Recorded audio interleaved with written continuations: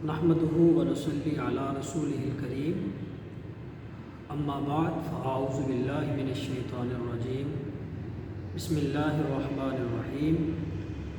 आज का जो हमारा मौजू है वो है कुरानी दुआएं। आज इंशाअल्लाह इस चैप्टर का हम मुताला करेंगे। अपनी बुक्स जो है वो सामने खोल कर सबसे गुजारिश है कि वो रख लें। आगाज़ करते हैं। इसका कुछ इंट्रोडक्शन है कुरानी दुआओं का और उसके बाद कुछ कुरानी दुआओं का तज़किरा है मुख्तलिफ़ अंबिया की और इन जनरल जो दुआएं हैं इंशाअल्लाह उसको आज हम स्टडी करेंगे। सूरतुल बकरा की इब्तिदा में अल्लाह ताला ने मोमिनों की सिफ़ात बयान की हैं। यानी ये यहाँ से सूरतुल बकरा के अंदर जो दुआएं हैं उनका यहाँ पे इंट्रोडक्शन है कि सूरतुल बकरा जो है इसकी इब्तिदा के अंदर अल्लाह ताला ने ईमान वालों की सिफ़ात बयान की हैं और इसके आखिर में भी अल्लाह ताला ने ईमान वालों की सिफ़ात को बयान किया है। सूरतुल बकरा की जो आखिरी आयत हैं उसके अंदर अल्लाह ताला ने फ़रिश्तों का, किताबों का, रसूलों पर ईमान का ज़िक्र वहाँ पे किया है। हज़रत जिब्राईल अलैहिस्सलाम जब ये सूरह मुबारका इसकी दो आखिरी आयतें हैं उन्होंने इन आयात को नबी करीम सल्लल्लाहु अलैहि वसल्लम के सामने पढ़ा तो आप सल्लल्लाहु अलैहि वसल्लम ने इसके ऊपर आमीन कहा। अब ये जो कुछ तज़किरा हमने पढ़ा है इसके अंदर चंद बातें जो हमारे सामने आती हैं वो ये हैं कि इस सूरह मुबारका का आगाज़ और इख्तिताम जो है वो मेरे और आपके ज़िक्र पर है। यानी अगर हम सारे मुसलमान हैं, अगर हम अपने आप को देखना चाहते हैं कि क्या मैं वाक़अतन मोमिन हूँ, अल्लाह ताला की तरफ से जो ज़िम्मेदारियाँ आयद हैं या अल्लाह ताला जो मुझसे रिक्वायर्ड करता है चीज़ें क्या वाक़अतन वो मेरे अंदर पाई जाती हैं, तो हमें सूरह बकरा की इब्तिदाई और आखिरी आयत को पढ़ लेना चाहिए। उसके अंदर क्या है, उसमें सबसे पहले जो ईमान वालों की सिफ़त अल्लाह ने बयान की है वो है कि ईमान वाले गैब के ऊपर ईमान रखते हैं। यानी अल्लाह को नहीं देखा, रसूलों को नहीं देखा, जन्नत और जहन्नम नहीं देखी, फ़रिश्तों को नहीं देखा, कुरान को नाज़िल होते नहीं देखा, लेकिन अल्हम्दुलिल्लाह इस सब के बावजूद हमारा इन सब के ऊपर ईमान है। तो ये है पहली सिफ़त ईमान वालों की। इसके बाद जो दूसरी सिफ़त अल्लाह ताला ने वहाँ पर बयान की है वो है कि वयुकीमूनस्सलाता, वो लोग जो है वो नमाज को कायम करते हैं। यानी अगर कोई बंदा मोमिन ये देखना चाहता है कि वाक़अतन मेरे दिल के अंदर मतलूबा ईमान है तो वो देखे कि क्या मैं नमाज की पाबंदी कर रहा हूँ। उसके बाद जो तीसरी शर्त है वहाँ पर वो है कि वह मिम्मा रज़क़नाहुम युनफ़िक़ून, और वो ईमान वाले अल्लाह ताला ने जो उनको रिस्क दिया है, चाहे वो सलाहियतों की शक्ल में हो या औलाद की शक्ल में हो या वो माल की शक्ल में हो। आजकल हमारे यहाँ आम तौर पर जो रिस्क की डेफिनेशन है वो सिर्फ़ माल से की जाती है। हालांकि सिर्फ माल जो है वो रिस्क नहीं है, अच्छी सलाहियतें, औलाद और इस तरह और जो नेमतें अल्लाह ने दी हैं वो सारी की सारी रिस्क के अंदर शुमार होती हैं। तो अल्लाह ताला की दी हुई सलाहियतों को, उस रिस्क को अल्लाह की राह में इस्तेमाल करना, खर्च करना, ये ईमान वालों की तीसरी सिफ़त है। उसके बाद चौथी सिफ़त अल्लाह ने बयान की है कि वो लोग जो ईमान वाले हैं वो एक तो कुरान हकीम के ऊपर ईमान रखते हैं कि ये अल्लाह की किताब है और उसके अलावा जो बाकी किताबें तौरात, ज़बूर, इंजील अल्लाह ने नाज़िल की, इन सब के ऊपर भी उनका ईमान है कि ये भी अल्लाह की किताबें हैं। उसके बाद जो अगला तज़किरा है वो है वबिल आखिरति हुम यूक़िनून, और वो ईमान वाले जो हैं वो आखिरत के ऊपर पुख्ता यकीन रखते हैं। तो ये कुछ सिफ़ात हैं ईमान वालों की जो अल्लाह ताला ने सूरह बकरा की बिल्कुल इब्तिदा के अंदर इरशाद फरमाई हैं। तो यहाँ पर उनका तज़किरा है। इसके बाद सूरह बकरा की जो आखिरी आयत हैं उनकी फजीलत के एतबार से एक हदीस है हज़रत अबू ज़र गफ़ारी रज़ी अल्लाह ताला अन्हु से रवायत। वो कहते हैं, रवायत करते हैं कि रसूलुल्लाह सल्लल्लाहु अलैहि वसल्लम ने इरशाद फरमाया कि मुझे सूरतुल बकरा की आखिरी 2 आयतें अर्श के नीचे से दी गई। मुझसे पहले ये किसी नबी को यानी ऐसा उसके साथ मामला नहीं हुआ। यानी बताने का मकसद क्या है कि पूरा कुरान हकीम इस दुनिया में नाजिल हुआ जहाँ भी अल्लाह के रसूल सल्लल्लाहु अलैहि वसल्लम होते थे, कुरान वहाँ नाजिल होता था, जिब्राईल अलैहिस्सलाम लेके आते थे। लेकिन सूरह बकरा की जो आखिरी 2 आयत हैं ये वो ख़ास तोहफ़ा है जो अल्लाह ताला ने نبی کریم صلی اللہ علیہ وسلم کو آسمانوں کے اوپر بلا کے جب آپ صلی اللہ علیہ وسلم 10 نبوی کے اندر معراج پہ تشریف لے گئے تو اللہ تعالیٰ نے واپسی کے اوپر 2 تحفے اپنے حبیب کو دیے.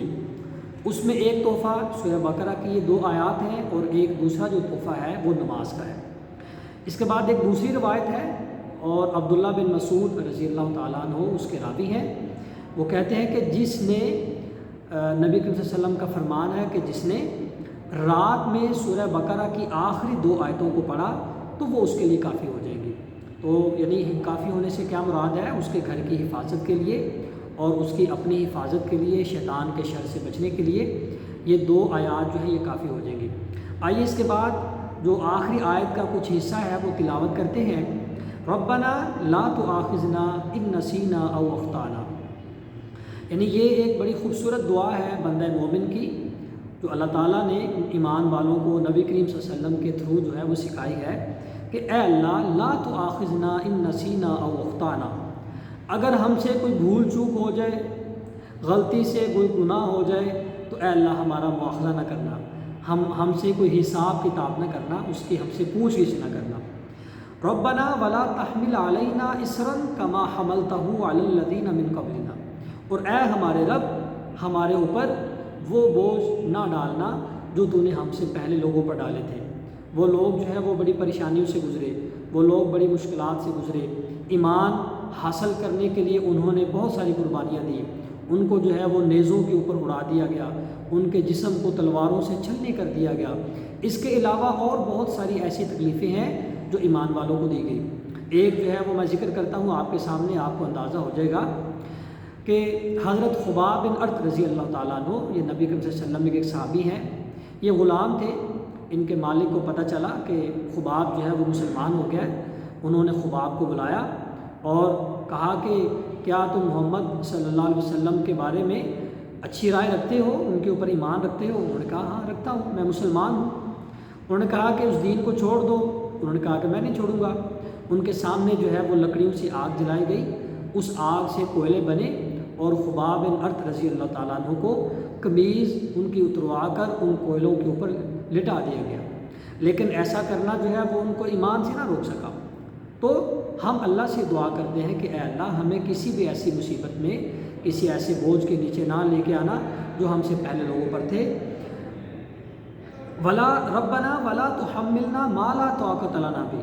کہ اے اللہ ایسا بوجھ جو اٹھانے کی ہمارے اندر طاقت نہیں ہے. واعف عنا. اے اللہ ہم سے درگزر فرما. واغفر لنا. اے اللہ ہماری بخشش فرما. ورحمنا. ہمارے اوپر رحم فرما. انت مولانا. بے شک تو ہی ہمارا مولا ہے، ہمارا مالک ہے، ہمارا خالق ہے، ہمارا کارساز ہے، ہماری حفاظت فرمانے والا ہے، مشکلات کو دور فرمانے والا ہے. فانصرنا علی القوم الکافرین. اور ہمیں کافروں کے مقابلے میں فتح عطا فرما. اب دیکھیں یہ سورہ بقرہ ہے اور جا کے یہ آیات جو ہے وہ پہلے نازل ہوئی، لیکن جب یہ آیات نازل ہوئی حالات کیا تھے کہ نبی کریم صلی اللہ علیہ وسلم ایک اذیت ناک دور سے گزر رہے تھے کافروں کی طرف سے، اور آپ کے چچا بھی انتقال کر گئے، آپ کی زوجہ محترمہ جو ہے وہ بھی انتقال کر گئی. تو یہ ایک بڑا وہ یعنی عجیب قسم کا دور تھا غم کا. تو اللہ تعالیٰ نے اس کے اندر آپ صلی اللہ علیہ وسلم کو یہ آیات جو ہے وہ تحفہ میں دی. اس کے بعد جو ہے وہ سورہ طٰہٰ کے اندر حضرت موسیٰ علیہ السلام کی دعا کا ذکر ہے. اور عام طور پر یہ دعا ہم سنتے ہیں کہ جب حضرت موسیٰ علیہ السلام فرعون کے پاس یا اپنی قوم کے پاس جانے لگے تو انہوں نے اللہ سے دعا کی، کیونکہ ان کی زبان کے اندر لکنت تھی. وہ چھوٹے ہوتے ہوئے واقعہ ہوا تھا بہرحال. تو انہوں نے اللہ تعالیٰ سے دعا کی کہ رب اشرح لی صدری، کہ اے میرے پروردگار اس کام کے لیے یعنی دین اسلام کو پھیلانے کے لیے، اس کو آگے لے جانے کے لیے میرے سینے کو کھول دیں. ویسر لی امری. اور میرے کام کے اندر آسانی پیدا فرما. واحلل عقدۃ من لسانی. اور میری زبان کے اندر یہ جو گرا ہے، یہ جو توتلا پن ہے، اس کو بھی جو ہے وہ ٹھیک کر دے. یفقہوا قولی. تاکہ لوگ میری بات کو سمجھ سکیں. یہ دعا جو ہے وہ اکثر ہم ممبر و محراب سے سنتے رہتے ہیں. ہر جو عالم ہیں، امام صاحب ہیں، وہ اپنے خطبے سے پہلے، درس قرآن سے پہلے اس آیت کو پڑھتے ہیں. ہمیں بھی چاہیے کہ اس کا تذکرہ جو ہے وہ ہم کرتے رہیں.